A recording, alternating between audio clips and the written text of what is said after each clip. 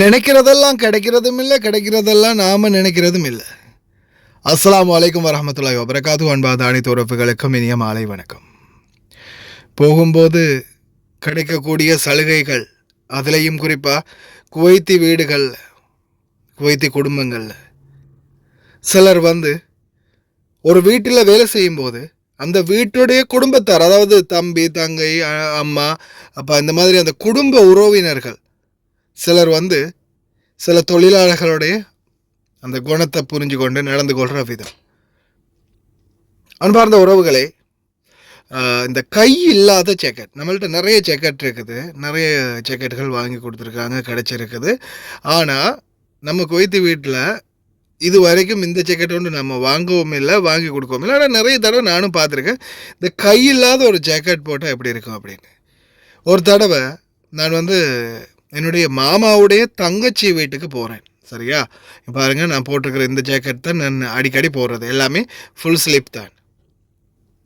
அப்போது நான் மாமாவுடைய தங்கச்சி வீட்டுக்கு போகும்போது அவங்களுடைய மகன் இந்த ஜாக்கெட் போட்டிருக்கிறாரு. சரியா, அதுக்கப்புறம் அவர் என்ன சொல்கிறாரு, எனக்கிட்ட இந்த ஜாக்கெட்டை கலட்டி கொடுத்து இந்த ஜாக்கெட்டை கொஞ்சம் லாண்ட்ரியில் கொண்டு போய் கொடுத்துட்டு வர முடியுமா அப்படின்னு கேட்குறாரு. அப்போ நான் சொன்னேன், ஓகே, எந்த லாண்ட்ரி எந்த ஏரியாவில் இருக்குன்றது கேட்டுட்டு, எந்த ஜமியா கிட்ட இருக்குன்னு கேட்டது. சரி, ஓகேன்னு கொண்டு போய் இது கொடுத்துட்டு, நான் சும்மா தான் கேட்டேன், எவ்வளவு இந்த ஜாக்கெட்டு, நான் இப்படி ஒன்று வாங்கணும், ஏன்னா எனக்கிட்டையும் எல்லா ஜாக்கெட்டும் இருக்குது, ஆனால் இந்த மாதிரி ஒரு ஜாக்கெட் இல்லை அப்படின்னு சொன்னதை எப்போ சொன்னேன், இப்போ குளிர்காலம் ஆரம்பித்து அந்த நான் நினைக்கிறேன் ஒரு 2 மாதத்துக்கு முன்னாடின்னு நினச்சிக்கோங்க. அப்போ சொன்னது, இந்த மனுஷன் துருக்கி போனவர், துருக்கியில் இருந்து கிட்டத்தட்ட ஒரு 35 தினார் அல்லது 40 தினார் வரும்னு அந்த கூட போன அந்த பங்களாதேஷ் சகோதரன் சொன்னார். எவ்வளோன்னு எனக்கும் சரியாக ரேட்டு தெரியலை. உங்களுக்கு இந்த ஜாக்கெட்டுகளுடைய விலை எவ்வளோன்னு தெரிஞ்சால் ஒரு சொல்லுங்கள் பார்ப்போம். இது மேட் இன் துருக்கி, ஃபுல்லாகவே கம்ஃபர்டபுள்னு, அப்படி ஒரு கம்ஃபர்டபுளான ஜாக்கெட், உண்மையிலேயே நல்லா இருக்குது. எனக்கு ஞாபகார்த்தமாக கொண்டு கொடுத்துருக்குறாரு. நீ கேட்டல அன்றைக்கி, நான் மறந்துட்டேன், இப்போ தான் துருக்கி போய் வாங்கிட்டு வந்தேன். அதுவும் பாருங்கள், அவங்களுடைய நான் மாமாவுக்கு தான் கால் பண்ணி அவங்களோட பேசினேன். அம்மா அம்மாக்கிட்ட சொல்லியிருக்காரு இந்த மாதிரி வாங்கணும் அப்படின்னு. அவங்க சரியாக பக்கா சைஸுங்க, ஒரு சின்ன, நான் எந்த ஒரு சைஸும் கொடுக்கவும் இல்லை, நான் எத்தனை சைஸ் போடுறது அப்படின்றது அவங்களுக்கு தெரியவும் தெரியாது, பக்காவாக மேட்ச் ஆகிற மாதிரி வாங்கிட்டு வந்தாங்க. அதோடு சேர்த்து ரொம்ப நாளைக்கு அப்புறமா எனக்கு இந்தியாவிலேருந்து ஒரு அம்மா ஷர்ட் கொண்டு கொடுத்தாங்க, ஒரு அன்பளிப்பாக. அந்த ஷர்ட்டும் இந்த ஜாக்கெட்டும், நம்மளுக்கு ஷர்ட் காம்பினேஷன் எப்படி இருக்குது, டிஷர்ட்டை விட ஷர்ட் நல்லா இருக்கா அப்படின்றது மறக்காமல் கமெண்டில் எனக்கு மென்ஷன் பண்ணிவிட்டு போங்க, பொறாமப்படாமல். ناس يلبسون مثل كذي ايدي ماكو، انا قاعد افكر كل يوم ابي اشتري. ما شاء الله انت اشتريتي. يلا الحمد لله عليك بالعافيه. والله مشكوره، ما تقصر. الله يخليك. الله يعطيك العافيه. الله يعافيك. ها وصلتوا البيت؟ ايه كا وصلنا توا. يلا عليكم بالعافيه. الله ماما، مع السلامه. مع السلامه. سلم على ماما. الله يسلمك، ان شاء الله يوصل. باي باي. باي. لا لا لا لا لا.